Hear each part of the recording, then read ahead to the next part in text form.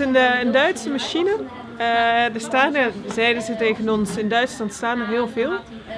In Nederland staan er pak een beetje 80, 90, misschien 100. De apotheek bestaat eigenlijk grofweg uit 3 verschillende processen. En wat we voorheen deden, dat was allemaal 1 ladekast en iedereen die liep door elkaar. En iedereen die was wel bezig met die 3 verschillende processen. Die processen die waren al uit elkaar getrokken.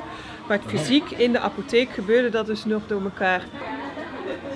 Hier op het lopend bandje zorgt hij ervoor dat de medicatie wordt geëtiketteerd, zodat we die kunnen verdelen onder het afhalen van onze farma zelf, dat de mensen het zelf via de afvalrobot kunnen afhalen.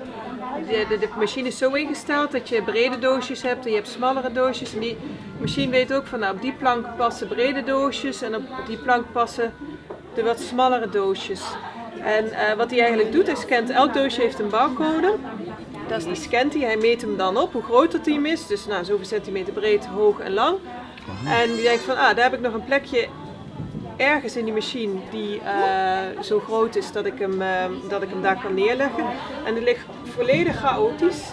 Alles ligt niet op alfabet of ligt totaal wanordelijk, ligt het. Maar hij heeft een soort van, ik noem het altijd een Excel-bestandje in zichzelf, waar hij precies weet van, dat doosje heb ik nodig, dat ligt daar en dat doosje heb ik nodig en dat ligt daar.